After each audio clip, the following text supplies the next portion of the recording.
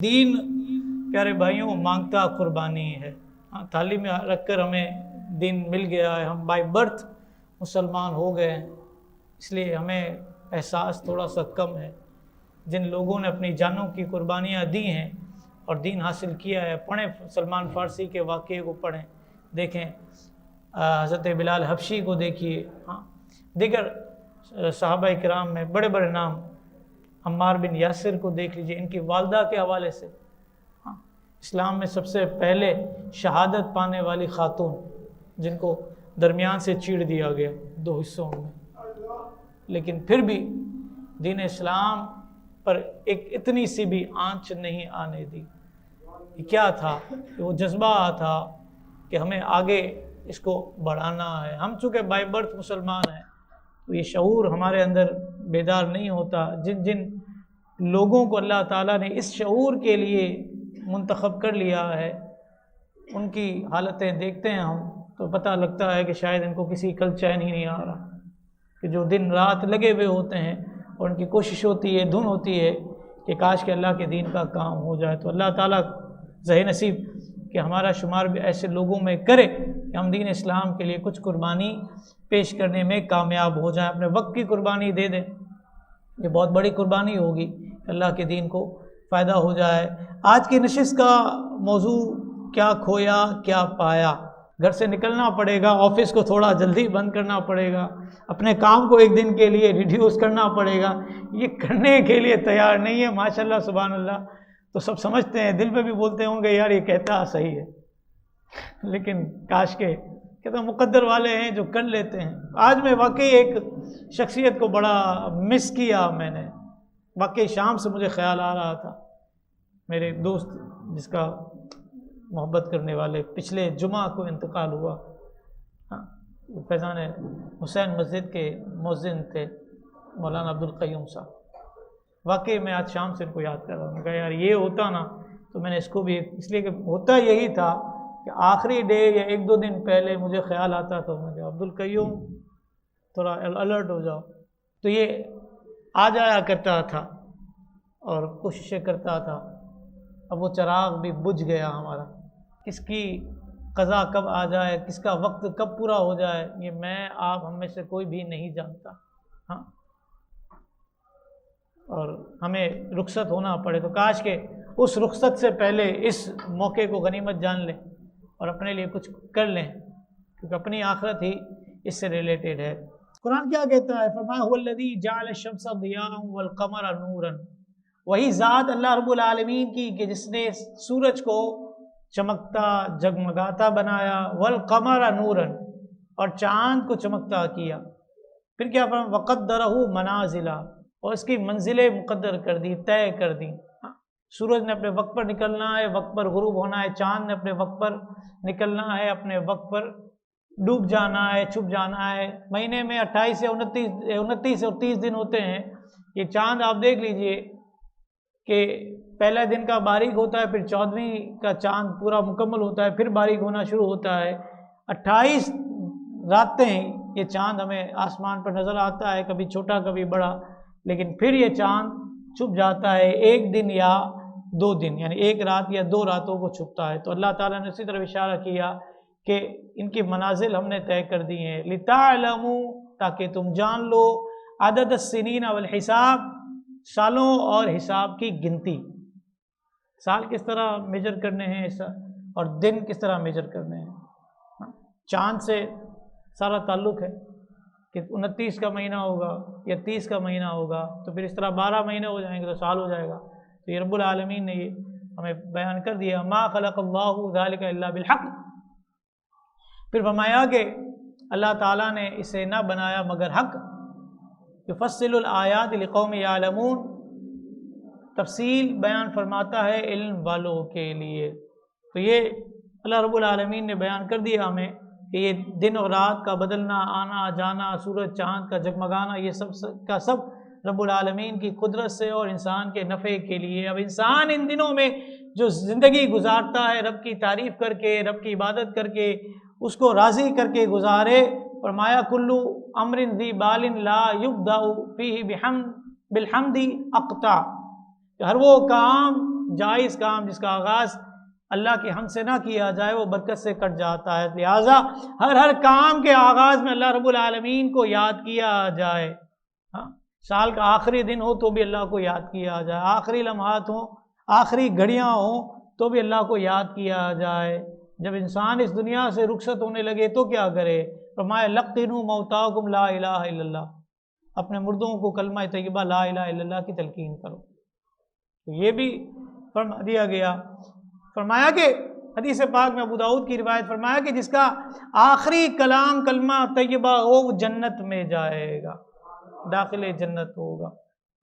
جب زبان پر درود ہوگا، ذکر ہوگا، کلمہ ہوگا، تبھی تو وہ آخری کلمہ بنے گا نا۔ اگر زبان فضولیات میں پڑی ہوگی اور دین کے لیے آنے کے لیے ہی تیار نہیں ہوں گے دین کی طرف، تو پھر بتائیے کہ ہمارا حال کیا ہوگا۔ اسلام کی سیلف اکاؤنٹیبلٹی، ترغیب دی اسلام نے ہمیں سیلف اکاؤنٹیبلٹی کی۔ کیا فرمایا؟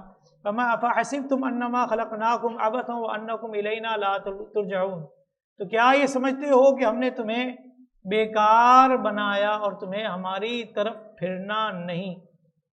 بیکار تو نہیں پیدا کیے گئے، ہم سب مقصد کے لیے آئے ہیں۔ کیا مقصد ہے ہمارا؟ اللہ کی عبادت، اس کو راضی کرنا، اس کے لیے سجدے کرنا اور اس کو راضی کر کے اس دنیا سے ہمیں رخصت ہونا۔ جیسے میں نے ابھی آپ کو کہا کہ کچھ کر کے گئے ہوں، کوئی اچھی فیلڈ سے ہمارا کنیکشن ہو تو مرنے کے بعد بھی بندہ یاد رہتا ہے، یاد کرتا ہے کہ یار یہ ہوتا تو میں فلاں کام اس سے نکلوا لیتا۔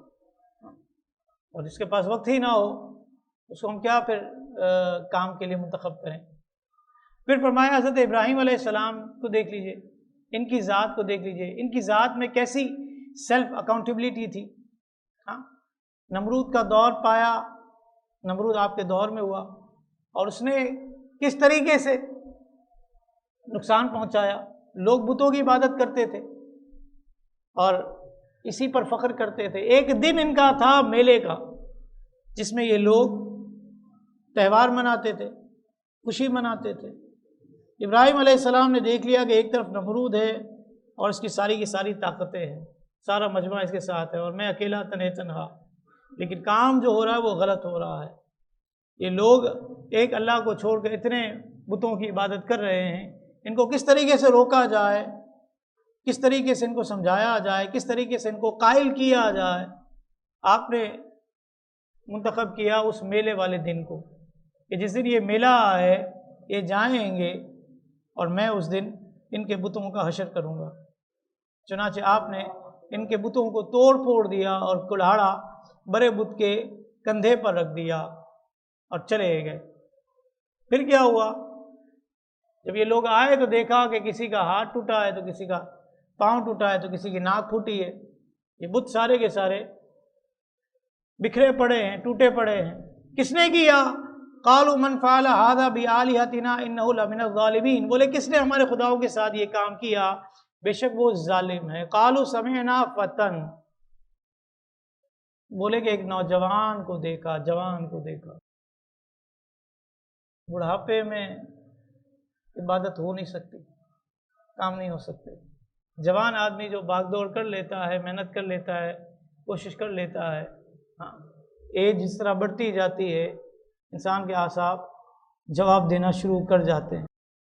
پہلے جو کام 10 گھنٹے ہوتا تھا اب وہ 5 گھنٹوں میں تھکن لگنا شروع ہو جاتی ہے۔ وقت کے ساتھ ساتھ انسان ڈھلنا شروع ہو جاتا ہے، عمر بڑھتی ہے، اس میں کمزوری، ضعف اور نقاہت آنے لگتی ہے۔ تو ابراہیم علیہ السلام نے بھی کس دور میں کیا یہ کام؟ قالوا سمعنا فتى، کہا کہ ہم نے سنا ایک جوان کو۔ تو پتہ چلا کہ ڈیسیجن لینے ہوتے ہیں جوانی میں۔ جوانی میں انسان کچھ کر سکتا ہے، بڈھا آدمی بیچارہ جس سے لقمہ اٹھائے تو 10 دفعہ گرتا آ جائے، کام کا بھی نہ رہے، اولاد بھی بیزار، بیوی بھی بیزار، سارا خاندان بیزار، اس نے پھر کیا کرنا ہے؟ اور پھر اس وقت میں اگر اللہ کی طرف آ گیا ٹھیک ہے، اچھی بات ہے، اس میں بھی آ جائے۔ بعض لوگوں کو یہ بھی مقدر میں نہیں ہوتا، بڑھاپے میں بھی بیچارے گناہوں میں پڑے ہوتے ہیں، اس وقت میں بھی آ جائے رب کی طرف تو اچھی بات ہے، لیکن جوانی کی عبادت پسند ہے۔ فرمایا یذکرہم یقال لہ ابراہیم، ایک جوان کو دیکھا کہ اسے ان بتوں کو برا کہتا تھا، اس کو ابراہیم کہتے ہیں، ابراہیم کہتے ہیں۔ قاضی صاحب کیا فرماتے ہیں؟ قاضی ثناء اللہ پانی پتی علیہ رحمہ تفسیر مظہری میں نقطے نکالتے ہیں، فرماتے ہیں ابراہیم علیہ السلام نے نمرود کے روب کو، دبدبے کو، اس کی طرف سے ہونے والے جوابی اقدام کو، سب چیزوں کو فراموش کیا۔ ہر ممکن منفی قدم جو وہ اٹھا سکتا تھا اس کو آپ نے فراموش کیا، اور آپ نے کیا کیا؟ آپ نے وہ کیا جو آپ کو کرنا چاہیے تھا، جو آپ کو کرنا چاہیے تھا وہ آپ نے کیا۔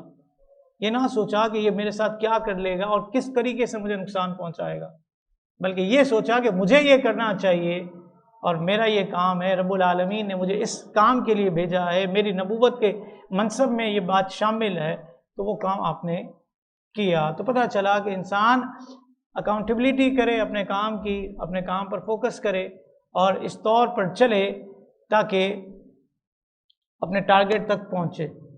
تو یہ سیلف اکاؤنٹیبلٹی کا دلیل بنتی ہے، اور یہ آپ کی آبزرویشن تھی کہ آپ نے اس دن کو منتخب کر لیا کہ اس دن میں یہ کام ہم نے کرنا ہے اور اس کا بینیفٹ زیادہ ملے گا۔ اسی طرح قرآن مجید فرقان حمید کو ہم پڑھیں تو ایک ہمیں مثال دی گئی ہے سیلف ڈٹرمنیشن کی بھی، کہ انسان جو ہے سیلف ڈٹرمنیشن بھی کرے۔ کس طرح؟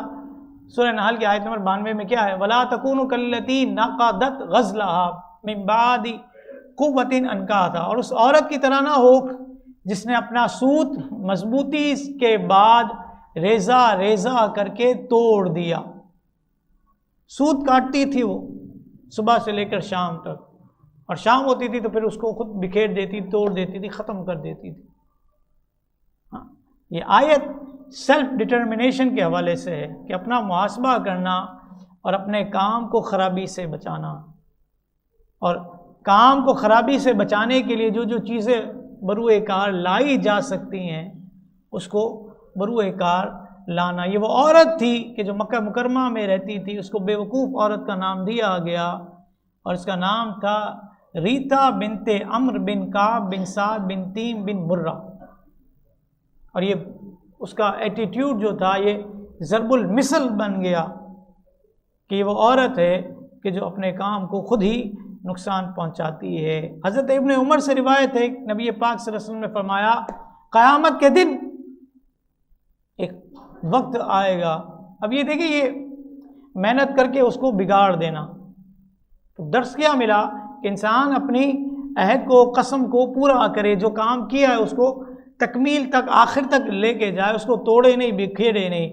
تو حدیث پاک میں کیا فرمایا کہ قیامت کے دن عہد شکن کے لیے جھنڈا بلند کیا جائے گا کہ یہ فلاں بن فلاں کی عہد شکنی ہے، جس نے کام کر کے خراب کیا، وعدہ کر کے توڑ دیا، پورا نہیں کیا۔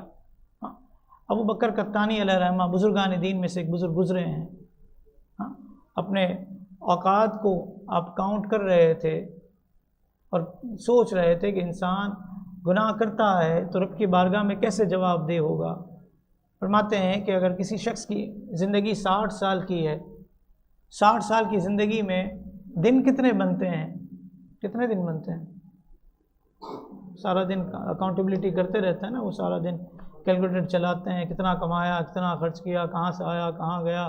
فرمایا روزانہ کی اگر ایک گناہ بھی کرے، غور کریں، روز کا ایک گناہ، ہم تو ڈھیر لگاتے ہیں صبح سے لے کر رات تک، بلکہ رات گئے تک جب تک نیند نہ آئے تو ایک ڈھیر لگا ہوتا ہے، طے لگی ہوئی ہوتی ہے، جس طرح وہ آپ جائیں نا آپ وہاں پر ایدھی کے سرد خانے میں تو شیلف بنے ہوئے ہوتے ہیں نا، اسی طرح جیلوں میں سونے کے لیے شیلف بنے ہوئے ہوتے ہیں، پہلی منزل، دوسری منزل، تیسری منزل۔ ہم نے گناہوں کے اس طریقے سے تہ لگائی ہیں، اور کوئی نہ ختم ہونے والا سلسلہ ہے جو چلتا ہی چلا جا رہا ہے۔ بس رب جس کو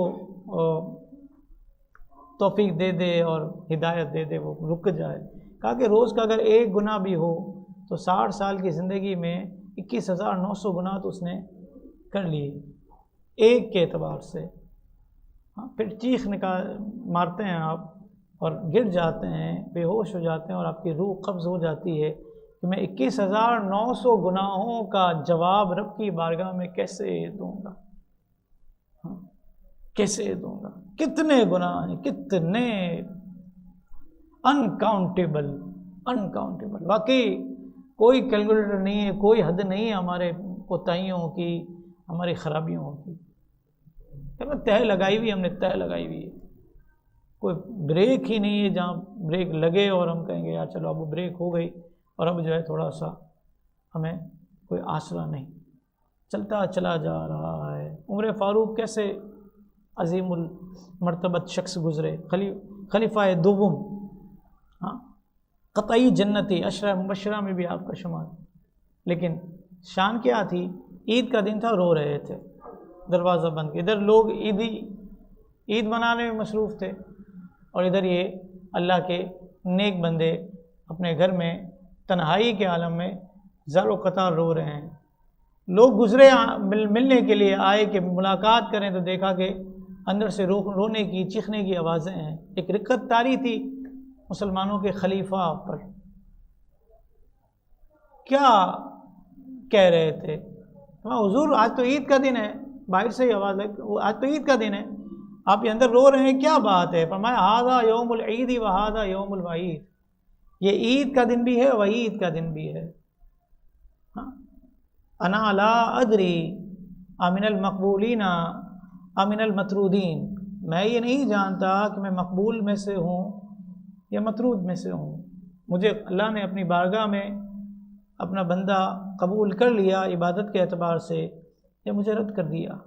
ہاں، تو میرے آپ کے پاس کون سی سند ہے کہ ہمارے پاس کوئی ایک سرٹیفکیٹ آ گیا ہو کہ جس کو ہم پیش کر دیں کہ ہاں یار ہمارے پاس تو آ گیا ہے، اب ہمیں فکر کرنے کی گنجائش نہیں، کوئی ٹینشن نہیں ہے، یہ سرٹیفکیٹ ہمارے پاس موجود ہے، ادھر ہمیں رکھا کور میں ٹھک کر کے، اور ادھر جو ہے بخشش کے لیے پروانہ تو پہلے ہی مل چکا ہے۔ نہیں، ایسا کچھ بھی نہیں ہے۔ تو ایسا نہیں ہے تو پھر کوششیں کتنی کرنی چاہیے۔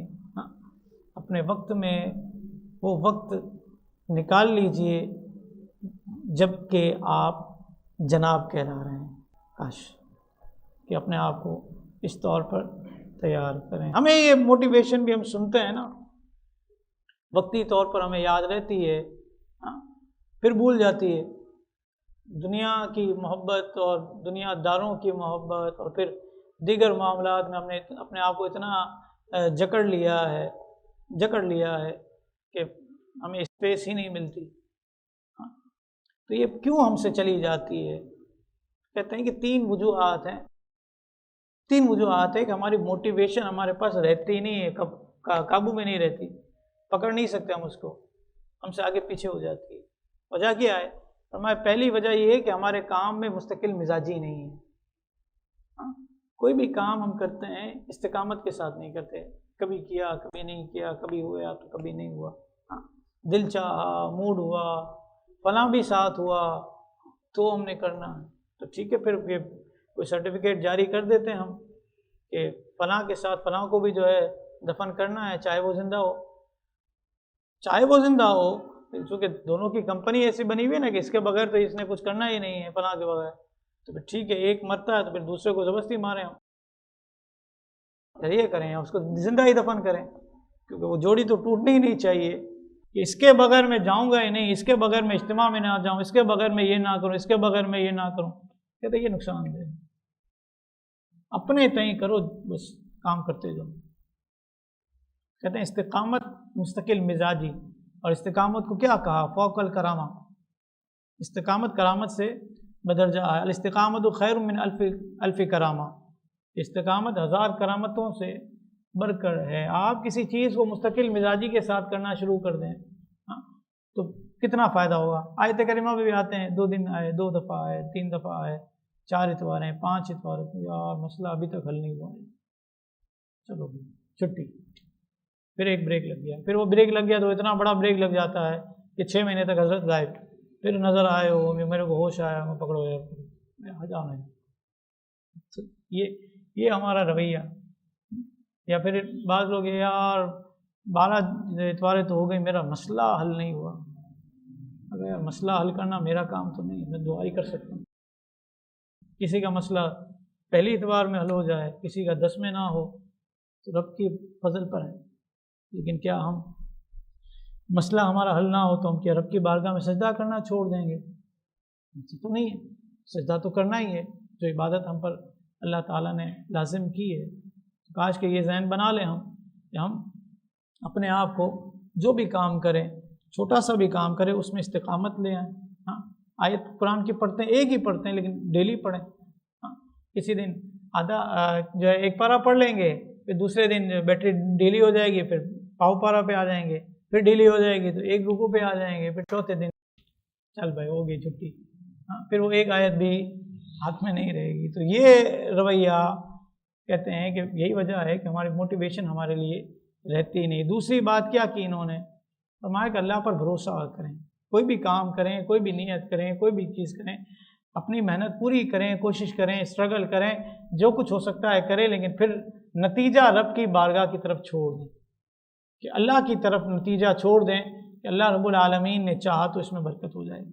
میں اور آپ خود سے برکت نہیں دے سکتے، کامیابی کا دار و مدار میری آپ کی محنت کے بعد رب کے فضل پر ہے، میری آپ کی محنت کے بعد رب کے فضل پر ہے۔ محنت نہ ہو تو بھی اس طرح سے کامیابی نہیں ملتی، اور محنت ہو اور رب العالمین کی طرف سے کوئی تاخیر ہو تو بھی ہمیں حوصلہ نہیں ہارنا چاہیے، ہمت ہارنی نہیں چاہیے۔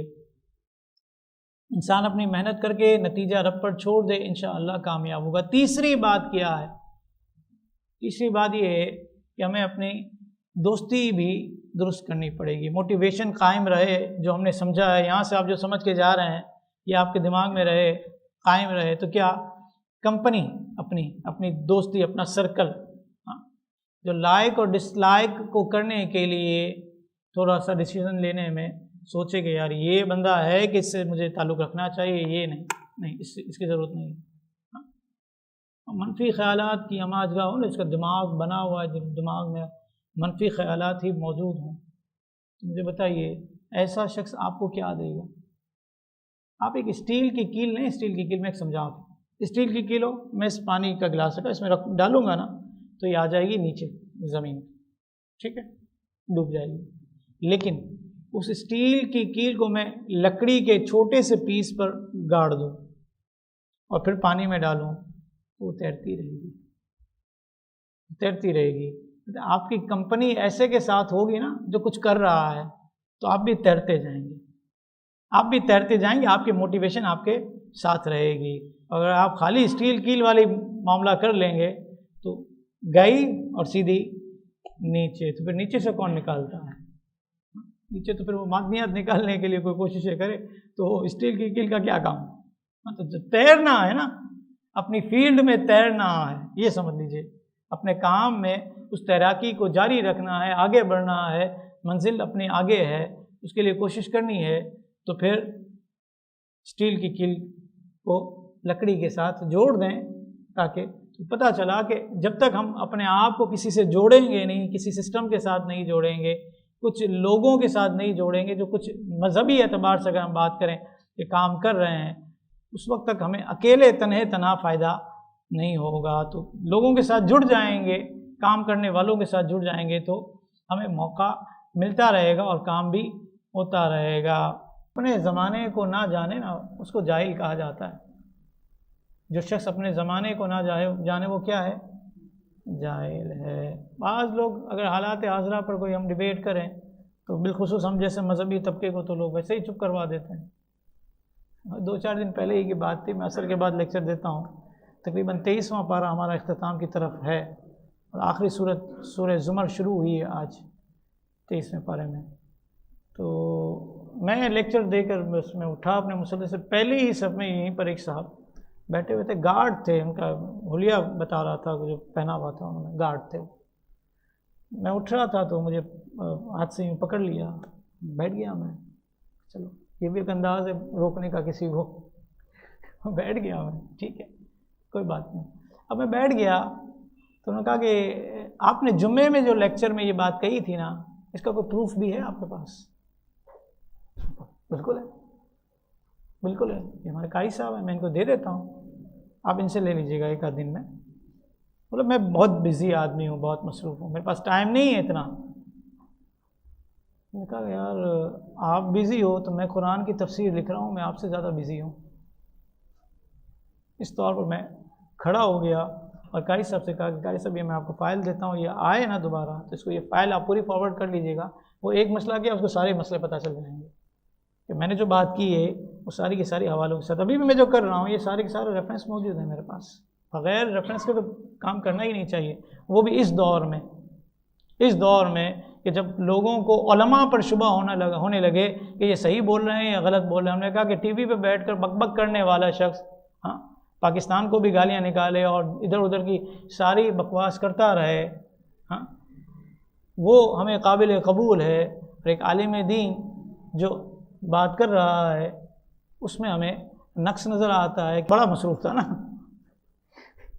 مصروف تھا، میں فارغ ہوں، میں 13 گھنٹے کام کرنے والا بندہ، میں فارغ ہوں، وہ گارڈ کی 8 گھنٹے کی نوکری کرنے والا، وہ بھی پیسوں کے لیے وہ بہت زیادہ بزی ہے۔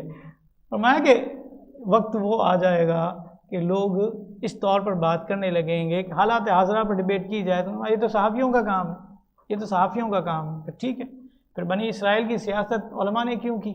بخاری شریف کی حدیث نمبر 3455، فما کانت بنو اسرائیل تسوسهم الانبیاء، کہ بنی اسرائیل کی سیاست انبیاء کرتے تھے۔ کلما ہلاک نبی خلفہ نبی، ایک نبی وفات پاتا تو دوسرا نبی اس کی جگہ کو لے لیتا، پھر کیا ہوتا؟ فرمایا وَإِنَّهُ لَا نَبِيَّ بَعْدِي، حضور نے فرمایا میرے بعد کوئی نبی، انہوں نے کہا قوم کا تو ستیہ ناس ہی نکلا ہوا ہے بالکل، جو بھی بک بک کرتا ہے اس کے پیچھے چل جاتی ہے، چاہے وہ انجینئر مرزا جیسا شخص ہو یا یہ ہو کوئی بھی ہو، اس کے پیچھے چل جاتی ہے قوم۔ فرمایا کہ فَسَيَكُونُ خُلَفَاءُ فَيَكْثُرُونَ، اور ان قریب میرے بعد نبی تو نہیں ہے لیکن خلفاء کی کثرت ہوگی، خلفاء کی کثرت ہوگی۔ سیوطی صاحب کو پڑھ لیجئے، امام جلال الدین سیوطی، فرمایا 30 سال تک خلافت رہے گی، یہ مسئلہ بھی آپ نے واضح کر دیا کہ 30 سال کے بعد خلافت نہیں، پھر ملوکیت شروع ہو جائے گی۔ تو یہاں پر بھی جو شور مچاتے ہیں، ہم نے کہا پڑھیں نا، اکابرین کے قدموں میں آئیں نا، پتہ چلے نا کہ کیا لکھ کے گئے ہیں اور کیا ہم نے سمجھنا ہے۔ فرمایا فتاوی شامی میں کیا فرماتے ہیں؟ فرماتے لا شک ان المعروف یختلف باختلاف الزمان والمکان، کہتے ہیں جب اس بارے میں شک نہیں کہ کسی چیز کے معروف ہونے یا نہ ہونے میں زمان اور مکان کا اختلاف پایا جاتا ہے، زمانے کے اختلاف سے بھی معاملات اور مسائل تبدیل ہوتے ہیں اور مکان سے بھی تبدیل ہوتی ہے۔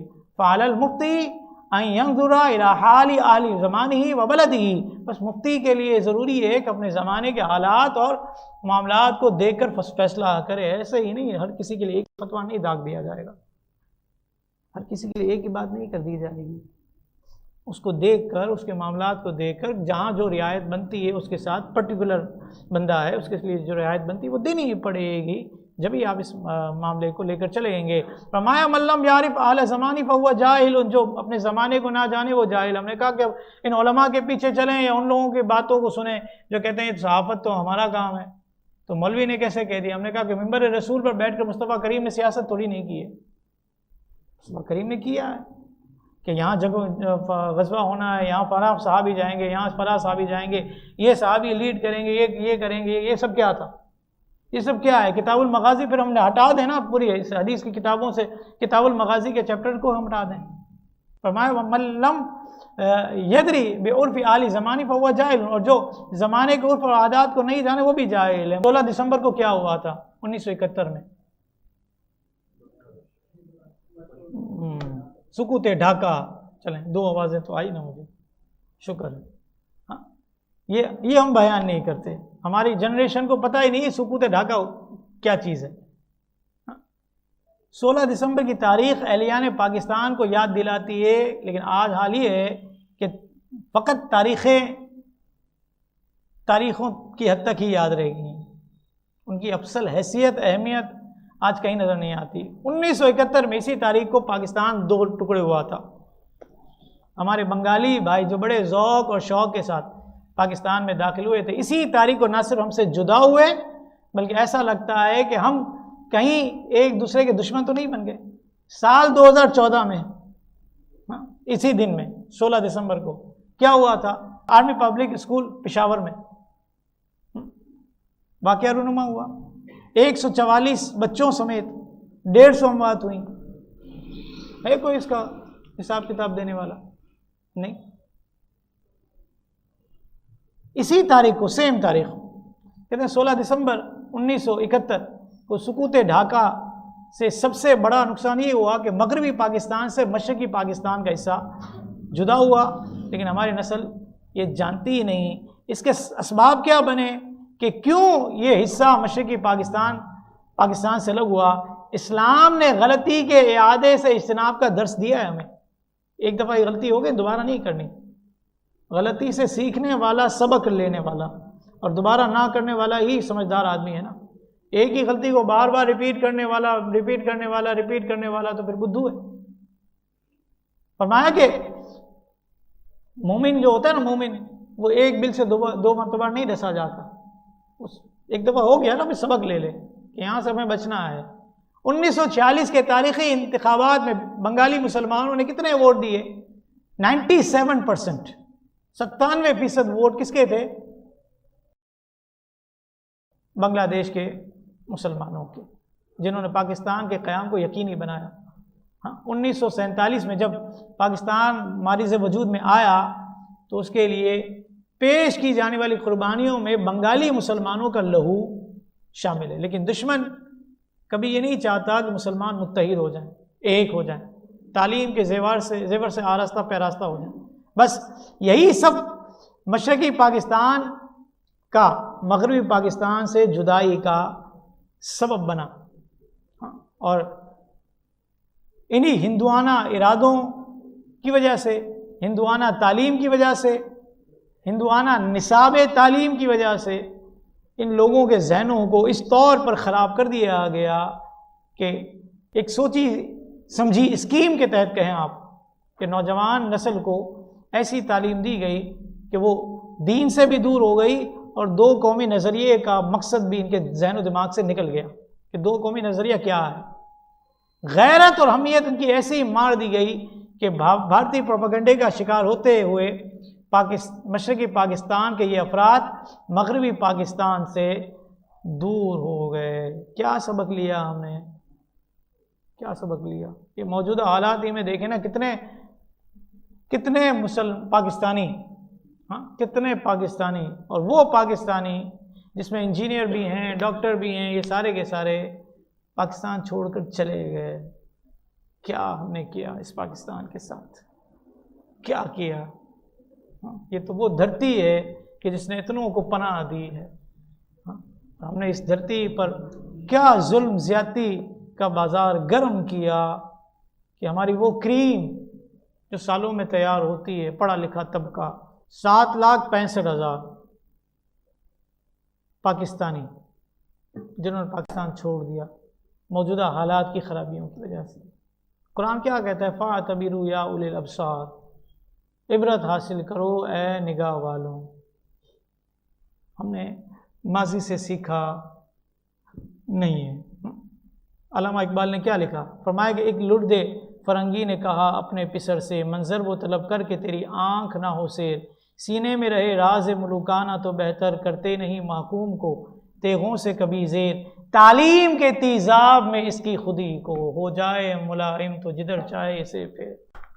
تعلیم کا جھانسا دے کر مسلمانوں کو اسلام سے دور کر دیا گیا، اسلام کی روح چھین لی گئی، دو قومی نظریے کا مقصد ان کے ذہن و دماغ سے ختم کر دیا گیا، اور اس طور پر ان کو ناکارہ کر دیا گیا۔ کیا فرمایا علامہ اقبال نے؟ اسی پر اکتفا نہیں کیا، فرمایا تاثیر میں اکثیر سے بڑھ کر ہے یہ تیزاب، سونے کا ہمالا ہو تو مٹی کا ایک ڈھیر۔ دیکھنے میں بڑا بھاری بھرکم ہے، اندر سے بزدلوں کا باپ ہے، اندر سے بزدلوں کا باپ ہے۔ ہم نے کہا اتنا بڑا وجود ہو، اور اندر سے بزدلوں کا باپ ہو، دین کو کیا فائدہ دیا اس نے جو اپنے آپ کو بھی فائدہ نہیں دے سکا؟ ایک مسئلہ یہاں پر یہ بھی آ گیا حالات حاضرہ میں، ایک ویڈیو بڑی وائرل ہو رہی ہے۔ 25 دسمبر کو یوم پاکستان منائیں یا یوم کرسمس منائیں؟ پاکستان دینا جس نے دیا اس شخصیت نے، تاریخ ولادت کا سن اگر کسی کو پتہ ہو تو 25 دسمبر 1876۔ 1876 میں قائد اعظم محمد علی جناح پیدا ہوئے۔ وفات کب پائی؟ 11 ستمبر 1948. ٹھیک ہے نا. اب دیکھیں یہ بنیادی تاریخیں بھی آگے پیچھے ہوئی ہوئی ہیں ہمارے حافظوں سے. اور ہمارا حال کیا ہوگا اگر کسی کو چلیں. خیر، بدقسمتی سے پاکستان میں مذہبی تہوار تو ہم نے کیا منانا ہے. ہمیں اعتراض ہو جاتا ہے میلاد النبی پر روڈ گھیرنے پر، ہمیں اعتراض ہو جاتا ہے دیگر اس طرح کے معاملات پر. لیکن بدقسمتی سے کہیں ہم کہ کرسمس منانے کے لیے آج کل بہت زیادہ زور دیا جاتا ہے. مسیحی اجتماع کو کہتے ہیں، ان سے مراد ان کی عیسیٰ علیہ السلام کا جنم دن ہے. عیسائی قوم میں کچھ ایسے لوگ بھی ہیں جو حقیقت پسند لوگ ہیں، اور وہ کہتے ہیں کہ 25 تاریخ عیسیٰ علیہ السلام کی ولادت کی ہے ہی نہیں، اور یہ کہیں سے ثابت ہی نہیں، بلکہ اس دن کو منانے میں فقط اندازے اور مفروضے ہیں جنہوں نے اس دن کو آپ کی ولادت کے ساتھ خاص کر لیا ہے. دیکھا جائے تو تاریخ کلیسا میں کرسمس کی تاریخ کبھی ایک رہی نہیں ہے، کبھی ایک تاریخ نہیں بیان کی گئی. ابتدائی عیسائیت کو تقویت دینے والے مشرک اہل روم نے اپنے سورج دیوتا کا جنم دن 25 دسمبر کو منایا، تو یہ کھاتا یہاں ڈال دیا. اسی طرح مصر کے فرعونی اپنے مشہور دیوی آئسس کے بیٹے ہورس دیوتا کا جنم دن بھی 25 دسمبر کو بنایا، یہ کھاتا بھی یہاں ڈال دیا کہ چلو اس کے ساتھ ہے نا کہ وہ ادھر کی ٹانگ ادھر کا ہاتھ ادھر کا سر جوڑ کر 25 تاریخ کو عیسیٰ علیہ السلام کی ولادت ہوئی. عید کے طور پر 25 دسمبر کو منانے کا رواج تاریخ میں سب سے پہلے بابل کی تہذیب میں ملتا ہے، کیونکہ اہل بابل اسی تاریخ کو شہر کے بانی نمرود بادشاہ کی سالگرہ منایا کرتے تھے. اب دیکھیں کہاں تک ان کی کڑیاں نمرود کے دامن سے جڑ گئے. جبکہ شخصیت کے جنم دن کو تہوار کے طور پر منانا یا خود اپنی سالگرہ منانا نمرود، فرعون، مشرک اقوام کا طریقہ رہا. اور صرف اسلام نہیں بلکہ بائبل کی تعلیم کے مطابق بھی ایسے تہوار نہیں منانے چاہیے، بلکہ ایک سال زندگی کا کم ہونے کا افسوس ہونا چاہیے کہ انسان مزید ایک سال قبر کی جانب بڑھ گیا ہے. باپ بھی کیک لاتا ہے، میری بیٹی کی برتھ ڈے ہے، میرے بیٹے کی برتھ ڈے ہے، 2-8 ہزار پہ پتہ نہیں اب کتنے خرچ کرتے ہوں گے. ہم نے زندگی میں کبھی بنائی ہو تو اپنے کو پتہ چلے. ہزاروں لاکھوں روپے کا خرچ کر کے لوگ پتہ نہیں کیا کیا کر رہے ہوتے ہیں، کیا کر رہے ہوتے ہیں، اور کس طور پر اپنے آپ کو جو ہے تباہی کی طرف ڈالتے ہیں. کرسمس منانا، اس کی پارٹیوں میں شریک ہونا، مبارکباد دینا، یہ مسلمانوں کے کام نہیں ہونے چاہیے، کیونکہ اس طور پر مسلمان ایک ایسی تاریخ کو حضرت عیسیٰ کی ولادت کے ساتھ خاص کرتا ہے جو یقینی نہیں ہے. دوسری بڑی قباحت یہ ہے کہ عیسائیوں کا یہ عقیدہ کہ حضرت عیسیٰ اللہ کے بیٹے اور بیوی مریم معاذ اللہ ان کی بیوی ہیں، جسے عقیدہ تثلیث کہتے ہیں. اللہ کا کیا فرمان ہے؟ لم یلد ولم یولد، نہ اس کی کوئی اولاد نہ وہ کسی سے پیدا ہوگا. ان مثل عیسیٰ عند اللہ کا مثل آدم خلقہ من تراب. عیسیٰ کی مثال اللہ کے نزدیک ایسی ہے جیسے آدم، یعنی اللہ کے نبی ہیں. خلقہ من تراب، ان کی پیدائش بھی مٹی سے ہوئی ہے. ثم قال له کن فیکون، پھر اللہ رب العالمین نے فرمایا ہو جا تو وہ ہو گئے. یا ایھا الذین آمنوا، اے ایمان والو، لا تتخذوا الکافرین اولیاء من دون المؤمنین، کہ اے ایمان والو کافروں کو دوست نہ بناؤ مومنوں کے سوا. اتریدون، کیا تم ارادہ کرتے ہو ان تجعلوا للہ علیکم سلطان مبینہ، کہ چاہتے ہو کہ اپنے اوپر اللہ کے لیے صریح حجت قائم کر لو. تو اسلام تو یہ کہتا ہے کہ ان کو دوست نہیں بنانا. خالف الیہود والنصارى، یہود اور نصارہ کو کی مخالفت کرو. عمر بن خطاب کیا کرتے ہیں؟ کہتے ہیں اجتنبوا اعداء اللہ فی عیدہم، اللہ کے دشمنوں کی عید سے اجتناب کرو، ان کی عید میں شریک نہ ہو. ہیپی کرسمس کہنے والے اپنی آخرت کی خیر بنائیں، اپنے ایمان کی خیر بنائیں. اس قسم کی طرف تقاریب میں شرکت کر کے خیر سگالی کا نام دینا، جذبہ خیر سگالی جناب، یہ بات قابل ہضم نہیں ہے اسلامی پوائنٹ آف ویو سے. ہمارے ادارے اور مساجد ہر ایک مذہب کے ماننے والے کے لیے کھلے ہیں، وہ یہاں آئیں اور اپنے مذہب کے مطابق ڈول سرنگی لے کر ہماری مسجدوں میں عبادتیں کریں. یہ ایک صاحب نے کہا ہے. بتائیں کیا یہ آپ نے اتنے 60-70 سال کی زندگی میں یہ دین سیکھا آپ نے کہ ہماری مساجد میں آئیں اور اپنے طریقے سے عبادتیں کریں؟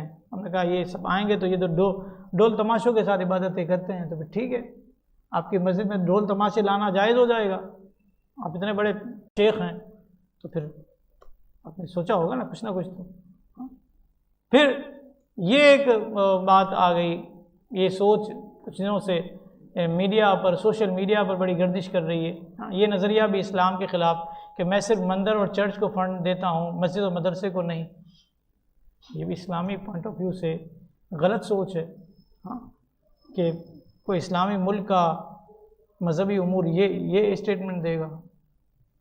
کاش کہ ہم تھوڑا سا غور کر لیں۔ میں نے کہا نا کہ سیاست ضرور کریں، سیاست دین سے جدا بھی نہیں ہے، کرنی چاہیے، لیکن مذہبی معاملات کو مذہبی لوگوں سے پوچھ کر، علماء سے، مفتیان کرام سے مشورہ کر کے اس طرح کے اسٹیٹمنٹ ہم میڈیا پر بیٹھ کر جب پیش کریں گے تو انشاءاللہ امت کا جگر پارا پارا نہیں ہوگا، ان کے جگر پر زخم نہیں لگیں گے، ورنہ اس طرح کے اسٹیٹمنٹ کہ مسجد و مدرسوں کو ہم نے نہیں دینا کچھ، تو یہ ظاہر سی بات ہے کتنی یعنی کہ اسلام کے متصادم بات ہے۔ کرسمس، ہولی، دیوالی وغیرہ کو اچھا سمجھنا، ان کی تعظیم میں مبارکباد دینا کفر ہے۔ اب دیکھیں کون کہاں کس کھاتے میں جا کر بیٹھ گیا۔ کافروں کے ساتھ رواداری، میں نے کہا نا ابھی ایک اسٹیٹمنٹ میں نے دیا کہ ہمارے ادارے میں آئیں، ہماری مسجدوں میں آئیں اور اپنے تئیں سے، اپنے طریقے سے، اپنے مذہب کے مطابق عبادت سر انجام دیں، کیونکہ اسلام جو ہے رواداری کا درس دیتا ہے۔ ہم نے کہا قیود و شرائط کے ساتھ دیتا ہے، اسلام نے رواداری کا درس دیا ہے لیکن شرائط بھی تو دی ہے نا، کوئی قید بھی تو لگائی ہے نا، کوئی ریسٹرکشن تو لگائی ہے۔ اسلامی تعلیمات کا حسن ہے کہ اس میں صرف مسلمان کے ساتھ رواداری کا حکم نہیں، بلکہ امن پسند کفار، مشرکین، اسلامی ریاست کے غیر مسلم رعایا کے ساتھ بھی رواداری، خیر خواہی والے جذبات ہونے چاہیے۔ رب العالمین نے کیا فرمایا؟ لا ینہاکم اللہ عن الذین لم یقاتلوکم فی الدین ولم یخرجوکم من دیارکم ان تبروہم فتقسطوا الیہم ان اللہ یحب المقسطین۔ اللہ تمہیں اس سے منع نہیں کرتا جو تم سے دین میں نہ لڑے اور تمہیں تمہارے گھروں سے نہ نکالا جائے کہ اس کے ساتھ احسان کرو، اس سے انصاف کا برتاؤ کرو، بے شک انصاف والے اللہ کو محبوب ہیں۔ شان نزول کیا ہے؟ ابن عباس نے فرمایا کہ آیت خزاں کے حق میں نازل ہوئی جنہوں نے رسول کریم سے اس شرط پر صلح کی کہ آپ نہ قتال کریں گے اور نہ مخالف کی مدد کریں گے۔ اللہ تعالیٰ نے ان لوگوں کے ساتھ سلوک کرنے کی اجازت دی ہے۔ عبداللہ بن زبیر نے فرمایا یہ آیت ان کے والدہ اسما بنت ابوبکر صدیق رضی اللہ تعالیٰ عنہ کے حق میں نازل ہوئی۔ ان کی والدہ مدینہ طیبہ میں ان کے لیے تحفے لے کر آئیں، یہ مشرکہ تھیں، تو حضرت اسما نے ان سے ہدایہ قبول نہ کی اور انہیں اپنے گھر میں آنے کی اجازت نہ دی، تو رسول کریم سے دریافت کیا کہ کیا حکم ہے، کیا کیا جائے، ان کا تحفہ لیا جائے نہ لیا جائے؟ مصطفیٰ کریم نے اجازت دی تو ان کو گھر پر بھی بلایا اور تحفہ بھی لیا۔ تو اسلام اعتدال کا درس دیتا ہے، رواداری کا درس دیتا ہے، لیکن حدود و شرائط اور قیود کے ساتھ۔ کفار کے ساتھ رواداری کے حوالے سے بھی اسلام کی تعلیمات معتدل ہیں، واضح ہیں۔ اسلامی ریاست میں غیر مسلم رعایا کو مکمل انصاف، ان کے جان مال کا تحفظ حاکم کی طرف سے ہونا چاہیے، جیسا کہ مسلمانوں کے لیے ہوتا ہے۔ روزگار، تعلیم، ترقی کے مواقع انہیں بھی ویسے ہی ملنے چاہیے جیسے مسلمانوں کو ملتے ہیں۔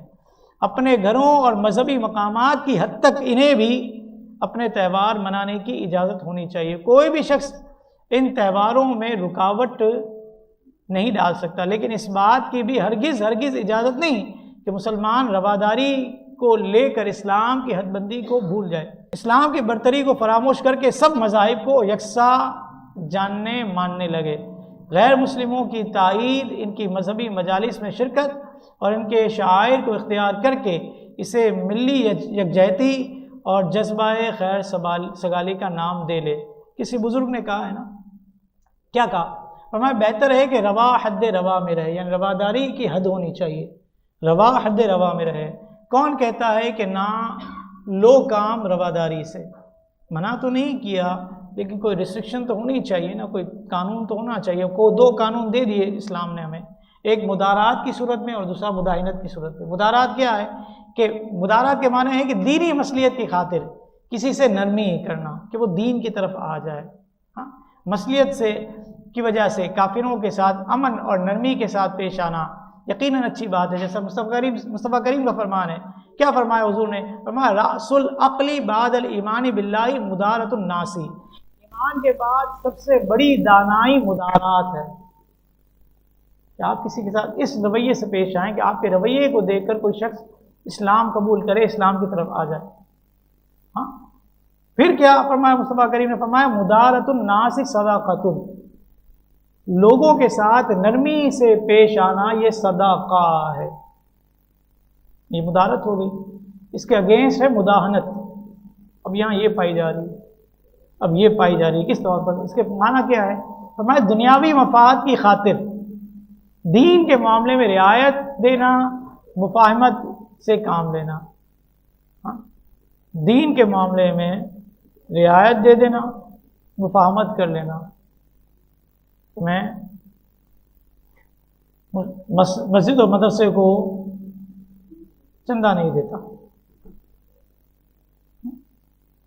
اور یہ مداہنت بہت بڑا جرم ہے، کیونکہ دین کے معاملے میں بے اہمیتی کا مظاہرہ کرنے اور مفاہمت کرنے کا مطلب یہ ہے کہ ہم نے دین کا سودا کر دیا، دین کی اہمیت نہ رہی اور دنیا کے مفاد کو ہم نے زیادہ اہم سمجھا۔ قرآن و سنت میں اس کی مذمت ہے۔ کیا ہے؟ بدو لو تدہنوا فیدہنون، وہ تو آرزو میں ہے کہ کسی طرح تم نرمی کرو دین کے معاملے میں، ان سے رعایت کر کے تو وہ بھی نرم پڑ جائیں، تم کرو گے تو وہ کریں گے۔ ہاں، اور مداہنت کیا ہے؟ حدیث میں کیا فرمایا؟ فرمایا والمداہنۃ محرمۃ بالاتفاق، کہ مداہنت یہ بالاتفاق حرام ہے۔ میں نے کہا عافیہ صدیقی بیچاری ہماری ابھی تک جیل کاٹ رہی ہے، اور کتنوں کو ہم نے چھوڑ دیا۔ تو یہ مداہنت ہے یا مدارات ہے کہ وہ لوگ سبق حاصل کریں کہ جنہوں نے اپنی قبر کے لیے کیا تیار کیا، کیا تیار کیا ہم نے اپنی قبر کے لیے۔ ایک وقت آئے گا، حدیث پاک ہے کہ دین اجنبی ہو جائے گا، دین اجنبی ہو جائے گا۔ کیا حدیث پاک؟ ترمذی شریف کی حدیث نمبر 2629 ہے۔ کیا ہے؟ فرمایا کہ ان الاسلام بدا غریبا وسيعود غریبا کما بدا وطوبى للغرباء، بے شک دین کی ابتدا اجنبی تھی، ان قریب وہ پہلے کی طرح دوبارہ اجنبیوں کی طرف لوٹ جائے گا، اور ایسے اجنبیوں کے لیے خوشخبری ہے۔ دین اجنبی تھا، پھر کیا ہوا؟ رب نے دین کو غلبہ دیا، اذا جاء نصر اللہ والفتح، ہاں، جب اللہ کی مدد اور فتح آئی۔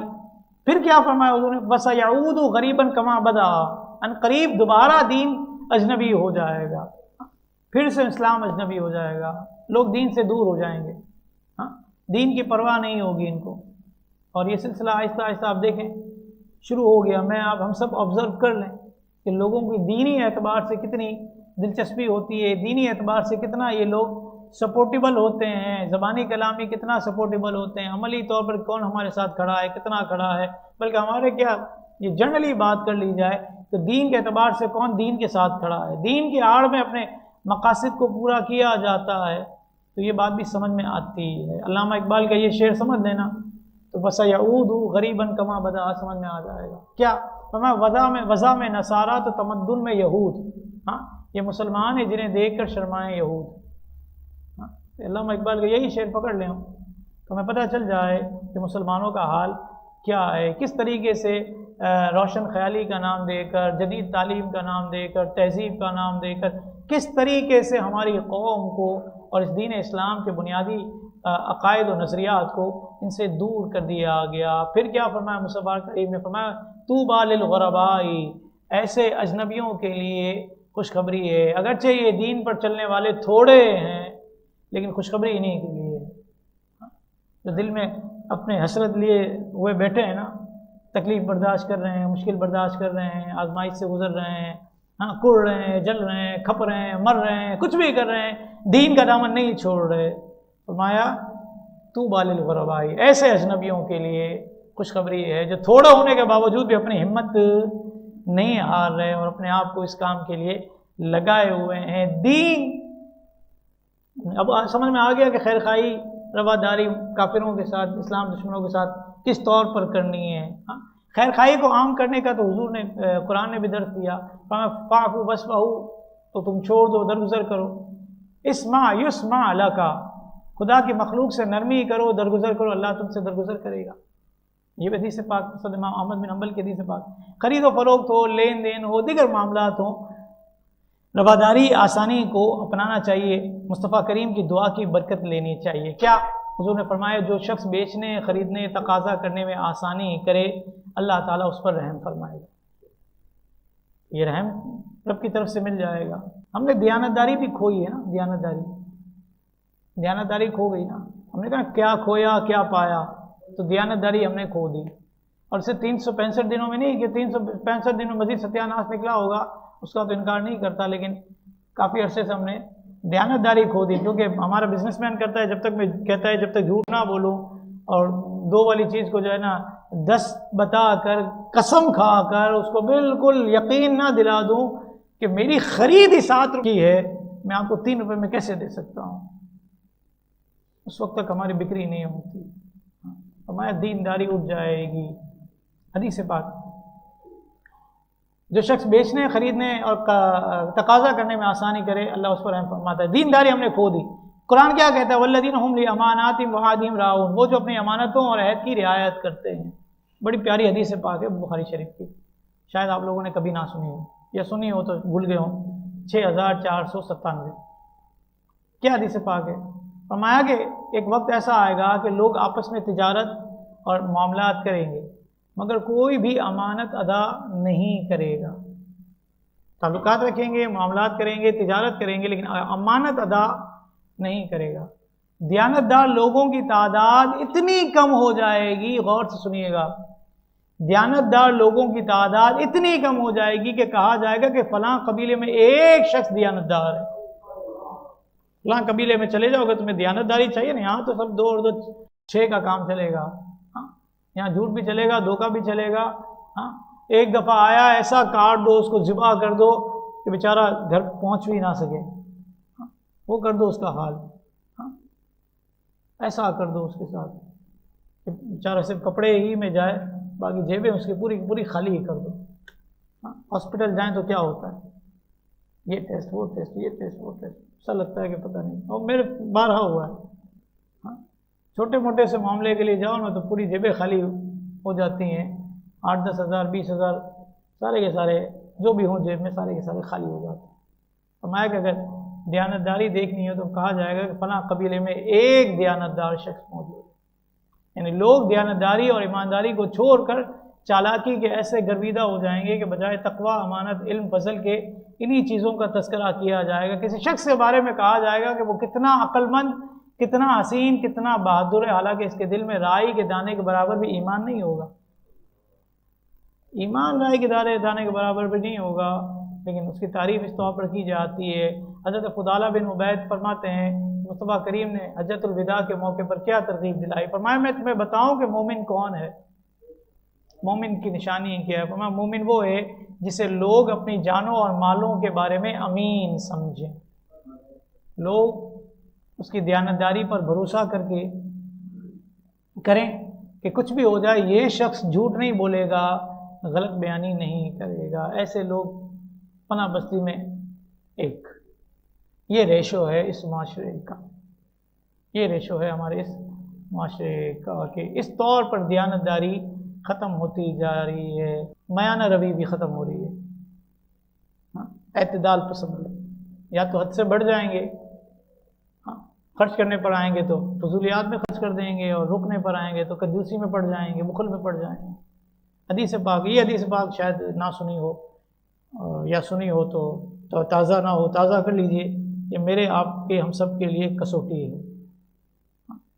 ہم ہر طرف سے جو ہے نا ایکسٹریم لیول پر چلے جاتے ہیں، ایکسٹریم لیول پر چلے جاتے ہیں، اور کس طور پر ایکسٹریم لیول پر جاتے ہیں یہ سن لیجئے گا، تاکہ آپ کو آسانی ہوگی، کام آئے گی۔ کیا ہے؟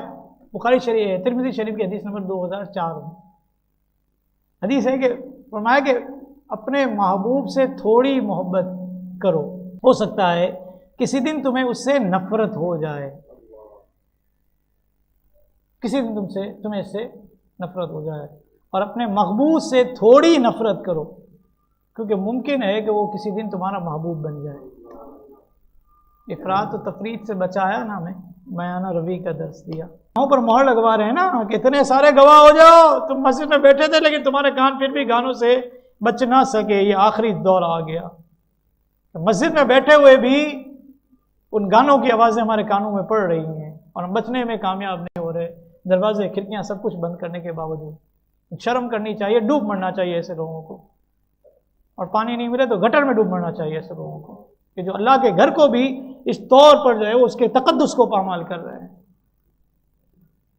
علامہ عبدالرؤف مناوی کیا کہتے ہیں یہاں پر فیض القدیر، فرماتے ہیں کہ انسان کی کیفیات اور وقت کے تقاضے بدلتے ہیں۔ آج جس سے محبت ہے نا، ضروری نہیں کہ اس سے ہمیشہ محبت رہے، تعلقات خراب ہو جاتے ہیں نا۔ ممکن ہے کہ آنے والا وقت ایسا ہو کہ صورتحال بدل جائے اور وہی محبوب بن جائے۔ اگر حد سے زیادہ محبت تھی تو کل کو شرمندگی بھی ہوگی اور نقصان بھی ہوگا، کیونکہ جس سے تعلقات ہوتے ہیں نا اس پر پھر راز بھی ہوتے ہیں اس کے پاس۔ ہاں، انسان اپنا پیٹ ننگا کر دیتا ہے۔ ہاں، تو کہتے ہیں ایکسٹریم لیول پر ہوں گے تو پھر یہ کل کو دشمنی ہو گئی تو سارے کے سارے ویک پوائنٹس آپ کے وہ جانتا ہوگا، اور پھر وہ آپ کو استعمال کرنا اگر شروع کر دے تو بتائیے کتنی تباہی ہوگی۔ پھر فرمایا کہ اسی طرح اگر آج جس سے انبن ہے تو ضروری نہیں کہ ہمیشہ نفرت رہے، ہو سکتا ہے کل کو دشمن دوست بن جائے۔ اگر حد سے زیادہ نفرت کی تو کل کو اس سے حیا اور پشیمانی ہوگی۔ ہاں، ہماری قوم بگاڑنے پر آتی ہے، اتنا بگاڑتی ہے کہ 7 پشتے اس کی کھنگال لینا، پھر بھی اس کو سکون، چین، اطمینان نہیں ملتا، اور محبت پر آتی ہے تو بھی اتنی ہی آگے بڑھ جاتی ہے۔ تو فرمایا کہ اعتدال رکھے، تعلقات اچھے رکھے اور محبت والے رکھے، لیکن اعتدال کے ساتھ، نہ تو اس طور پر ایکسٹریم لیول پر چلا جائے محبت میں کہ بعد میں اگر اس سے کوئی انبن ہو جاتی ہے تو وہ سارے ویک پوائنٹس آپ کے لیے ہی استعمال کرے، اور نہ ہی کسی سے اگر کوئی انبن ہو گئی ہے تو اس طور پر ایکسٹریم لیول پر چلے جائیں کہ آپ کی وہ تعلقات کی خرابی، انبن جو ہے وہ اس طور پر نقصان دہ ہو کہ پھر بعد میں اس شخص سے آنکھیں ملانا مشکل ہو جائے۔ قومیں جب بزدل ہو جائیں نا اور غیرت کھو دیں، کب کھوتی ہیں قوم غیرت کو؟ بزدل کب ہوتی ہے؟ ہاں، ایک شعر ہے، فرمایا کہ قوت سلطان و امیر از لا الہ الا اللہ، ہیبت مرد فقیر از لا الہ الا اللہ۔ سلطان ہو، اس کا بادشاہ ہو، اس کی قوت بھی کلمہ طیبہ ہے، اور فقیر ہو، درویش ہو، اس کی قوت بھی لا الہ الا اللہ۔ انسان کی عزت اس کے آگے بڑھنے میں ہے، کام کرنے میں ہے، محنت کرنے میں ہے۔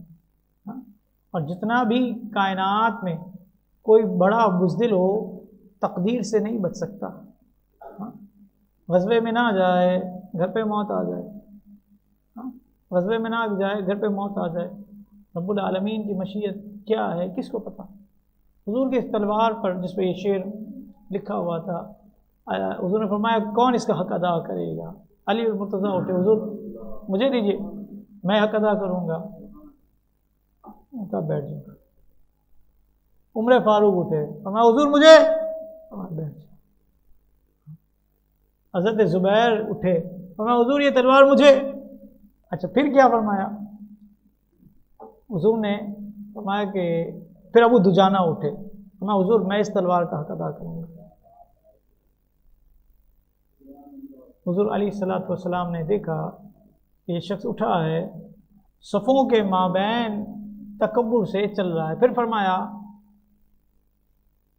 یہ چال اللہ کو بہت ناپسند ہے، لیکن دین کے مقابلے میں ہو تو اچھی ہے۔ کہ دشمن کے مقابلے میں اسی طرح بے پرواہی ظاہر کرنی چاہیے، اکڑنا چاہیے۔ پہلے 3 پھیر اکڑ کر کیوں چلنے کا حکم دیا گیا؟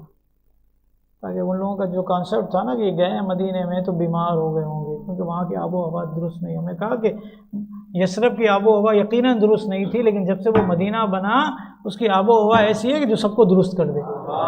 جب تک یثرب تھا نہیں تھا کوئی مسئلہ نہیں ہے، لیکن جب تم سے مصطفیٰ کا مدینہ بنا ہے، اب تو آب و ہوا، آب و ہوا تو قدموں میں ہے ان کے یار.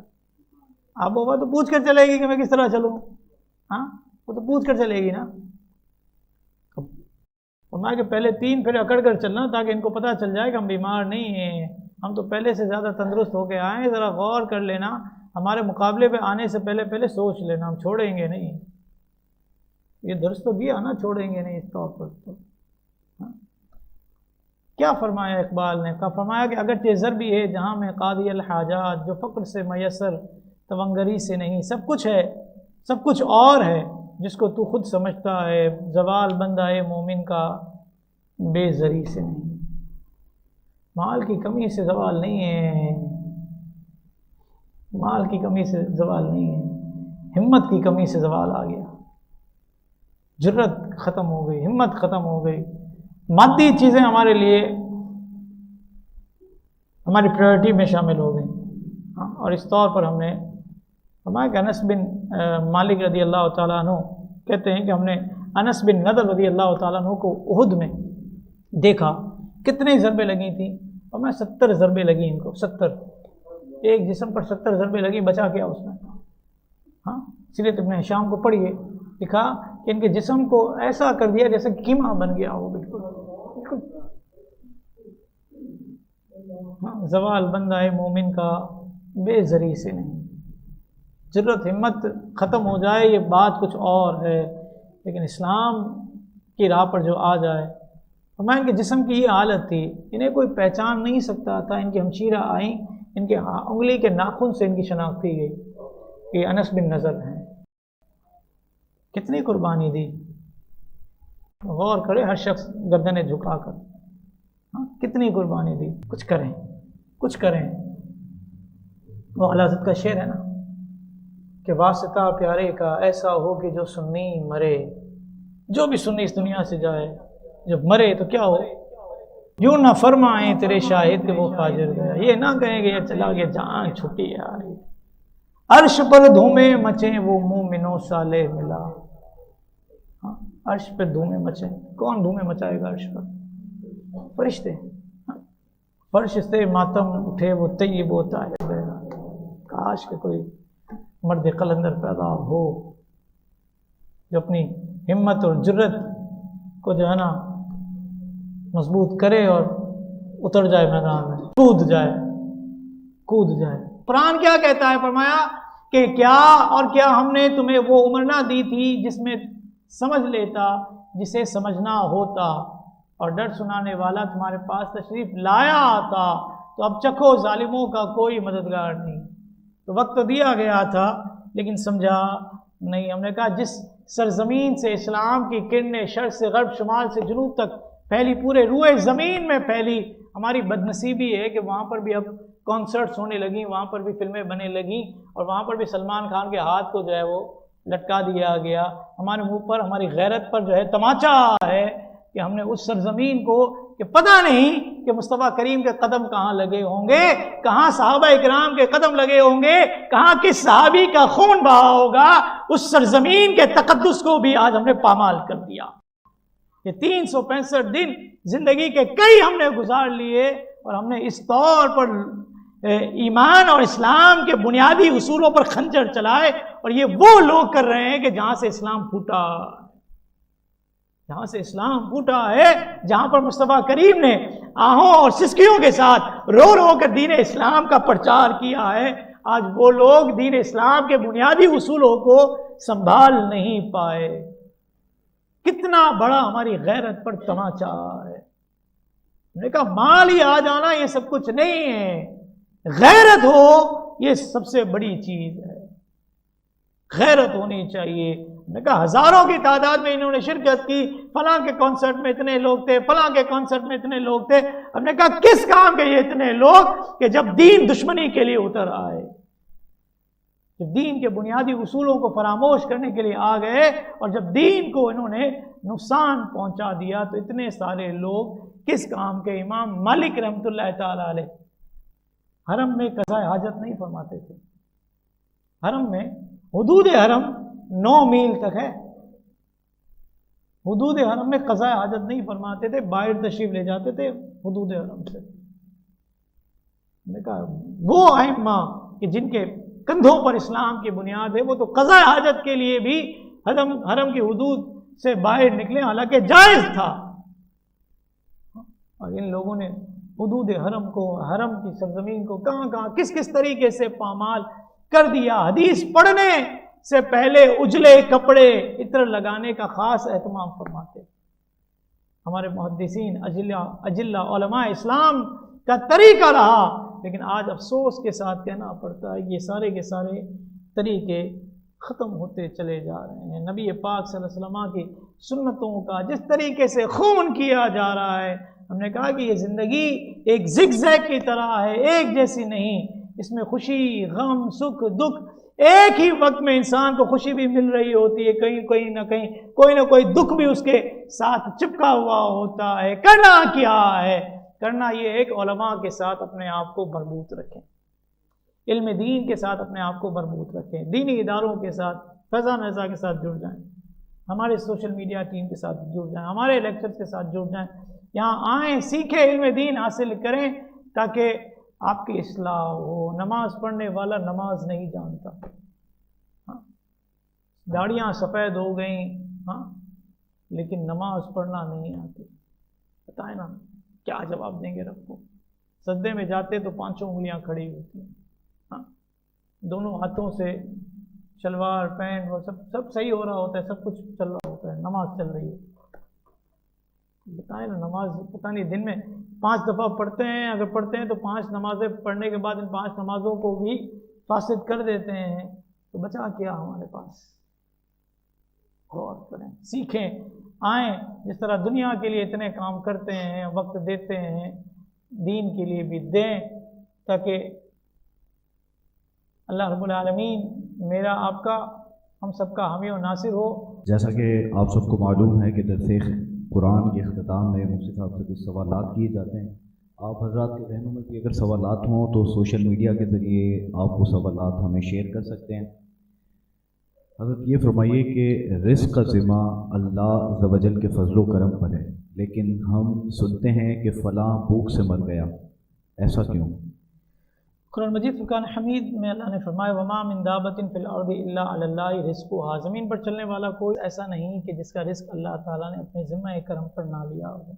رزق تو سب کو اللہ تعالیٰ ہی عطا فرماتا ہے. علامہ احمد ساوی علیہ رحمہ اس آیت کے تحت فرماتے ہیں کہ یہ مراد نہیں کہ جانداروں کو رزق دینا اللہ پر واجب ہے، کیونکہ اس بات سے اللہ تعالیٰ پاک ہے کہ اس پر کوئی چیز واجب ہو. ہاں، مراد یہ ہے کہ اللہ تعالیٰ جانداروں کو رزق دیتا ہے اور ان کی کفالت کا ذمہ اپنے کرم پر لیتا ہے، اور یہ اس کی رحمت ہے. اور جب اللہ رب العالمین کسی کا رزق روکتا ہے تو گویا کہ وہ پھر بھوک کی وجہ سے یعنی سبب بنتا ہے بھوک سے مرنا. حقیقت یہ ہوتی ہے کہ اللہ رب العالمین نے اس کا رزق روکا ہوتا ہے، اس کی اجل کا وقت آ چکا ہوتا ہے. جب اجل کا وقت آتا ہے تو ظاہر سی بات ہے اس کا کھانا پینا سب کچھ بند ہو جاتا ہے اور وہ اس طور پر انتقال کر جاتا ہے جس طرح لوگ ایکسیڈنٹ سے بھی مرتے ہیں، دیگر حادثات سے بھی مرتے ہیں. تو یہ بھی ایک طور پر آزمائش ہوتی ہے کہ کسی کا انتقال بھوک کی وجہ سے ہو گیا، لیکن ایسا نہیں ہے کہ اللہ رب العالمین رزق نہیں دیتا. اللہ تعالیٰ رزق دیتا ہے، اپنے ذمہ کرم سے دیتا ہے اور فضل سے دیتا ہے. یہ عقیدہ ہونا چاہیے. حضرت یہ دیکھا گیا ہمارے معاشرے میں کہ لوگ جو ہے وہ چیل کبوں کو گوشت کھلاتے ہیں، اور یہ بڑا کامن ہے اور لوگ اسے ثواب سمجھ رہے ہوتے ہیں، اور شریعت کا اس پر کیا حکم ہے؟ ہاں، گوشت مساکین کو دیں، غریب غربا کو دیں. چیل کبوں کو کھلانا کوئی معنی نہیں رکھتا، یہ فاسق ہیں. اور کبوں کی دعوت رسم ہنود یعنی کہ ہندوؤں کی رسم ہے کہ کبوں کو کھلاتے ہیں. ہماری بڑی بوڑھیاں وہ پھیپھڑے لے آتی ہیں، بازار سے ملتے ہیں، وہ سستے ملتے ہیں نا، وہ بھی گوشت کی قسم ہے، وہ لے آتی ہیں، وہ لگاتی ہیں. یہاں پہ میں صبح بھی آتا ہوں، میں کل بھی آ رہا تھا، میں نے آبزرو کیا کہ یہاں پر یہ جو ہماری مارکیٹ بنی ہوئی ہے، نام نہیں لینا چاہتا میں، تو یہاں پر بھی جو ہے نا وہ ڈال رہے تھے، ڈالا ہوا تھا، اور اتنی بڑی بڑی چیلیں آ کر اس پر جھپٹا مار رہی تھی اور لے کر جا رہی تھیں. فرمایا کہ ان کو کھانا، ان کو کھلانا کوئی نہیں چاہیے.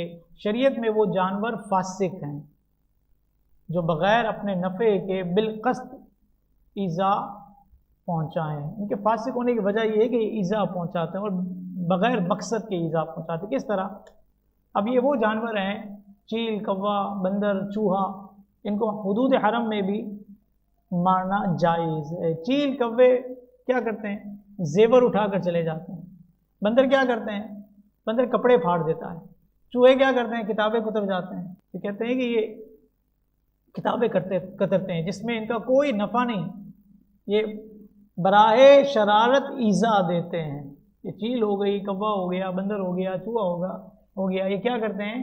شرارت کے طور پر انسانوں کو نقصان دیتے ہیں اور انسان اس کو گوشت کھلاتا ہے.